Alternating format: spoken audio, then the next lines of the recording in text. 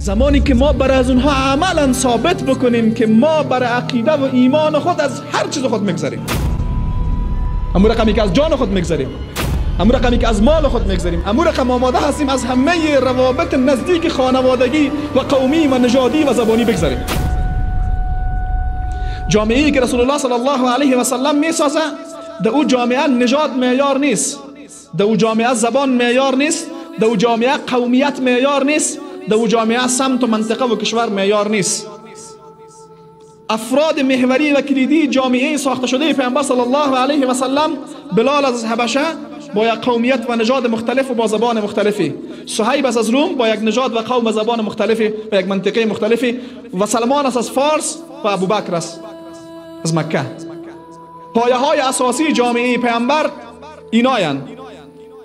زبان اینها را با هم جمع نکرده، چون زبان حبشی با زبان فارسی با زبان عربی و با زبان رومی تفاوت داشت. نژاد اینها را جمع نکرده، چون نژاد هر کدام از اینها متفاوت بود. قومیت اینها را جمع نکرده، چون با اقوام مختلفی وابسته بودند. منطقه اینها را جمع نکرده، چون هر کدامشان از یک نقطه مختلف دنیا بودند. چه چیزی اونها را جمع کرده؟ گفتن لا اله الا الله. و به همین خاطر در میثاق مدینه هم اولین ماده میثاق مدینه به تعبیر قانون اساسی که پیامبر صلی الله علیه و سلم در مدینه ساخت امی بود که مسلمان ها یک امت مستقل و جدای از سایر امت هایند. مسلمان ها یک امت مستقل و جدای از سایر امت هایند. با چه معیار این امت شده؟ با معیار لا اله الا الله. به همین خاطر در جامعه ساخته شده پیامبر هرگاه کسی میگه لا اله الا الله محمد رسول الله، تابعیت، تذکره تابعیت حکومت پیامبر صلی الله علیه و سلم را داشت. نیاز نداشت که خود یک پاسپورت ببره و یک تذکره داشته باشه. این نیاز نداشت. گفتن این کلمه برش تذکره تابعیت حکومت اسلامی بود و از همه امتیازات و حقوقی که یک مسلمان داشت این نفر برخوردار میشد ولو از او کنج دنیا می بود. جامعه‌ای که پیامبر ساخت امی معیارش بود. اولین جنگی که بین مسلمان ها و بین مشرکین صورت گرفت، نزدیکترین افراد یک خاندان و یک خانواده با هم جنگیدند. عمر در طرف مسلمان ها بود، برادرش در طرف مشرکین میکردن، پایش رد میشد. یعنی در اینمی حالت به خاطر ایمان رسیده بود. وقتی که مصعب تو میگه، او میگه که من برادرت دوستم، مصعب میگه نه تو برادر من نیستی. این جوان انصاری برادر من هست، تو برادرم نیست. چرا؟ مصعب بر مبنای چی میسنجید؟ بر مبنای ایمان میسنجید، بر مبنای عقیده میسنجید، بر مبنای اشتراک در لا اله الا الله میسنجید و نزدیکترین رابطه نسبی که از یک رحم تولد شده بودن براش اعتبار نداشت. و فرزند ابوبکر بعدها بر ابوبکر میگه بعد که مسلمان میشه میگه بر ابوبکر رضی الله عنه میگه چند بار در رسم قرار گرفتی خو نزدمت، مراد کردم پدرم بودی. ابوبکر میگه قسم به الله هست اگر تو در رسم قرار میگرفتی مراد نمیکردم.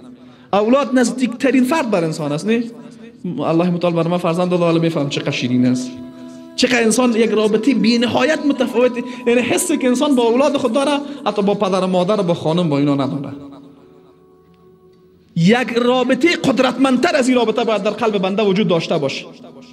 او رابطه عقیده هست. خود ابوبکر میگه، یعنی شما فکر نکنین ابوبکر احساس عاطفی انسانی نداشت، ممکن از مکه بیشتر فرزند خود دوست داشت، اما بر فرزند خود میگه وقتی تو به خاطر مخالفت با عقیده در مقابلم قرار گرفته بودی، در تیر رسم قرار میگرفتی، به الله سوگند میزدمت. این سخت‌ترین حالت است که یک نفر باید داشته باشه. عمر رضی الله عنه میگه یا رسول الله، به خاطر این که ما بر مشرکین مکه بفهمانیم که رابطه عقیده و مفاهیم اعتقادی و ایمانی بر ما تا چی اندازه مهم هست، اسرای جنگی را هر کسی را بر نزدیکترین نفرش بده تا گردنش بزنه. عباس کاکای پیامبر در جمع اسرای بدر است. بر پیامبر میگه تو عباس گردن کاکایت بزن که بفهمه دیگه رابطه خویشاوندی بر ما مهم نیست، در حالی که قبل از اسلام اصلی ترین معیار برای تعامل اجتماعی در جامعه مکه همین روابط خویشاوندی بود. مشرکین به خاطر روابط خویشاوندی براشان قوی‌تر از عقیدهشان بود. اگر با یک نفر در عقیده هم مشترک نبود، خود قوم مشترک بود، از اون نفر حمایت میکرد. ابو طالب از پیامبر صلی الله علیه و سلم به خاطر چی حمایت میکرد؟ به خاطر داشتن رابطه قومی. و رابطه قومی پیش ابو طالب قوی‌تر از رابطه اعتقادی بود. به همین خاطر بود که با وجودی که پیامبر با در عقیده با او اختلاف داشت، اما از رسول الله صلی الله علیه و سلم حمایت میکرد. عمر میگه امی معیار اصلی دوران جاهلیت را بشکنیم. و چه زمانی کشتم این معیار مشکنه؟ زمانی که ما برای از اونها عملا ثابت بکنیم که ما برای عقیده و ایمان خود از هر چیز خود میگذاریم. همون رقمی که از جان خود میگذاریم، همون رقمی که از مال خود میگذاریم، همون رقم آماده هستیم از همه روابط نزدیک خانوادگی و قومی و نژادی و زبانی بگذاریم. این وقت است که جامعه واقعی اسلامی میشه. و آیا جوامع امروزی اسلامی این معیار را دارن؟ هر کدام ما خود ما بیایم بفهمیم، بسنجیم واقعا همین رقم هستیم؟ ما به عنوان یک امت خود یک جسد واحد فکر میکنیم؟ رسول الله صلی الله علیه و سلم میگه مسلمان ها مثل یک جسد واحدن. مسلمان ها مثل یک جسد واحدن.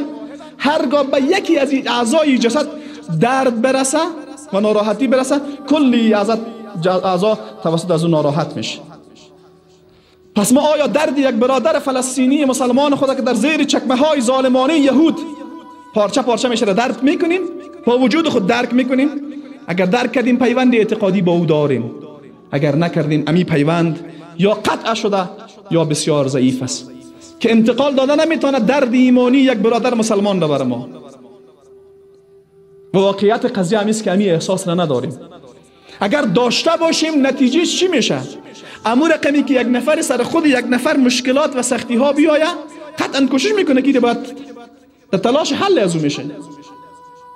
اگر ما خود به عنوان یک جسد واحد بدانیم، هرگز مصیبت ها و ناراحتی های یک برادر مسلمان خود را در او گوشه دنیا هم نمیتونیم تحمل میکنیم. در حد توان خودش تلاش میکنیم که تا به خاطر حل از او کار بکنیم. وضعیت امروزی امت چی رقم هست؟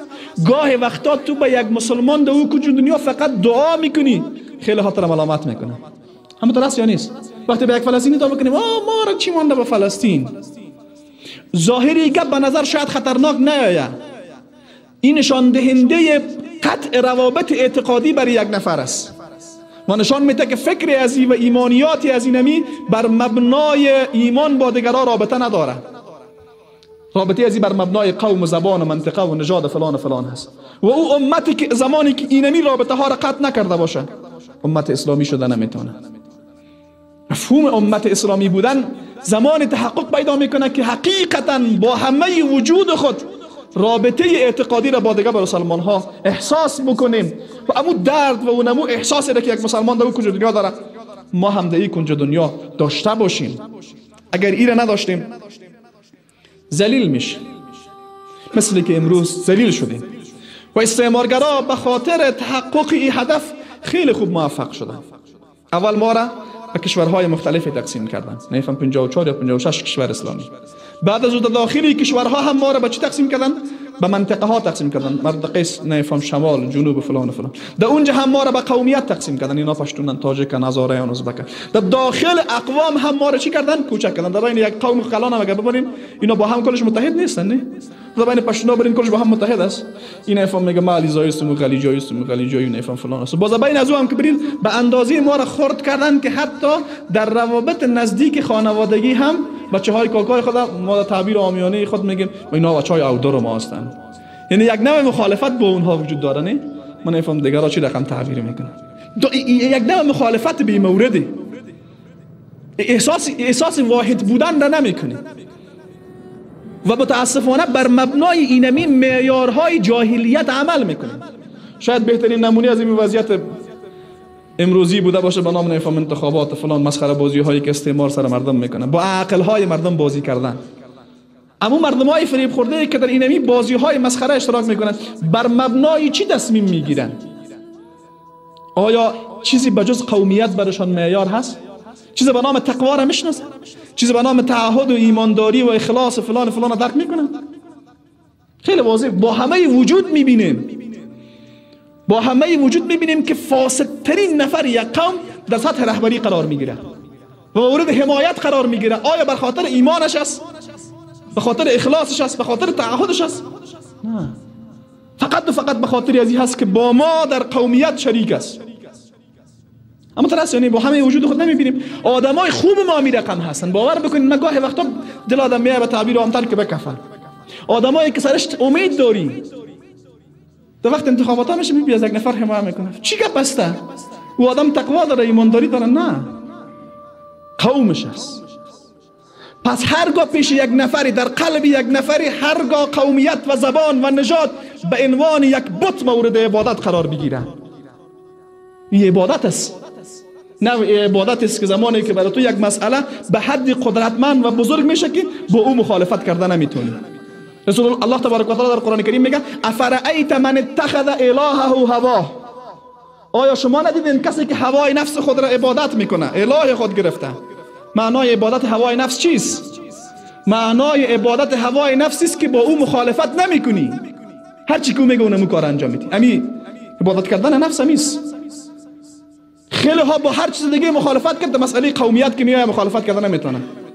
قومیت برش اله شده و طاغوت شده که مورد عبادتش قرار میگیره. زبان مو رقم، نژاد مو رقم. و تا زمانی که ما این ارزش های فکری خود دوباره از سر تجدید نظر نکنیم و مفهوم واقعی کلمه لا اله الا الله را درک نکنیم که پیش ما دیگه هوای نفسم اله نباشه، قومیت و زبان و نژادم اله نباشه، اینا را هر کدامش در جایش قرار بدیم، زبان را در حد وسیله افهام و تفهیم بدانیم و نشانی از نشانه های بزرگی و عظمت الله، قومیت را وسیله معرفت بر شناخت بدانیم. اگر اینها را در جایشان قرار دادیم و اینها را در حد خدایی بلند نکردیم، این وقت معیارهای ما جور شده. اما هنگامی که موضع اینها تغییر میکنه، قومیت یک خدا میشه، زبان یک خدا میشه، نژاد یک خدا میشه، منطقه های جغرافیایی یک خدای دیگه میشن و خدایان متعدد را عبادت میکنیم، مفهوم درست لا اله الا الله در زندگی ما مصداق واقعی پیدا نمیکنه. و آیا آنچه که در جامعه خود با همه وجود میبینیم خلاف عزیز؟ حقیقت اینمی جامعه دردناک است که ما داریم. و با وجود از این اگر ما توقع داشته باشیم الله ما را عزت میده، قطعا در غلطی بسیار واضح و آشکاری هستیم. چون عزت از آن کیست؟ ولله العزت ولرسوله وللمؤمنین.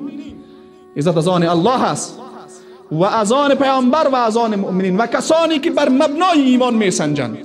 و هر کسی که عزت را در غیر ایمانداری جستجو بکنه چیست؟ بارزترین صفت نفاق است. به همین خاطر الله تبارک و تعالی بعد از این آیت چی میگه؟ ولله العزت ولرسوله وللمؤمنین ولکن المنافقین لا یفقهون. کسانی که امی گپ درک نمیکنن، وقتی برش بگی عزت در پیروی از شریعت الله است، عزت در او اتحاد است که بر مبنای ایمان با یک برادر جمع شوی، امی گپ درک نکنه، ولکن المنافقین لا یفقهون. بارزترین صفت نفاق است که نفر نفهمه مفهوم پیوند ایمانی یعنی چی و هر پیوند دیگه برش مقدستر و مهمتر و مستحکمتر بوده باشه. و به همین خاطر هست که اگر مؤمن این مفاهیم درک بکنه و بر مبنای این معیارها عمل بکنه، قطعا وضعیت امت دگرگون میشه. ما به اونمو عزت میرسیم که در صدر اولی امت بوده، ولو اندک باشه، ولو اندک باشه. به همین خاطر الله تبارک و تعالی در قرآن کریم در خیلی از جاها از عزت مسلمان ها ذکر میکنه، با وجود از اینکه کم بودن. شما ببینید تعداد مسلمان ها در اولین غزوه 313 نفر است.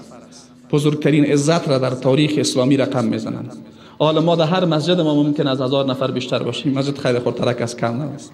مسجدهای بزرگتر در هر کدامش از 1000 نفر بیشتر است. نه چرا عزتمندی نداریم؟ امت اسلامی دومین امت دنیا هست از لحاظ آمار رسمی که حساب بکنین. بعد از مسیحیت اسلام دومین دین دنیا هست. چرا عزت نداریم؟ دلیلش واضح است. ادعای ایمانداری ما ادعای واقعی و صادقانه نیست. ما لا اله الا الله میگیم اما عملا غیر الله را عبادت میکنیم، قومیت های خود را عبادت میکنیم، زبان خود را عبادت میکنیم. شاید این کلمه ما به نظر بعضی ها تندتر بیاید، اما اگر در حالت عادی و معقول و منصفانه بسنجیم، واقعیت دردناک است که ما امروز به اون مواجه هستیم. و زمان دوباره تغییر به وجود می آید که دوباره پس به اون معیار بر بگردیم که اولین جامعه اسلامی ساخته شده بود. او جامعه چی بود؟ و چیزی با میگه امام مالک رحمه الله که آخری امت اصلاح نمیشه مگر با آنچه که اولی امت اصلاح شده.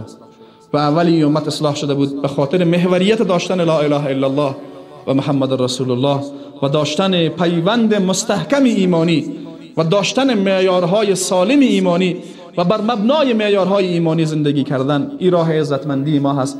الله تبارک و تعالی برای ما شما توفیق امیر نصیب بکنه که حقیقت ایمان در قلب‌های ما جا بگیره و حقیقت ایمان در رفتارهای ما هم تبارز پیدا بکنه و به خاطر معیارهای ایمانی خود زندگی بکنیم و به خاطر معیارهای ایمانی خود بمیریم و الله تبارک و تعالی ما را در مسیر ایمان بمیرونه. سبحانك اللهم ربنا و بحمدک نشهد ان لا اله الا انت استغفرك و اتوب الیک.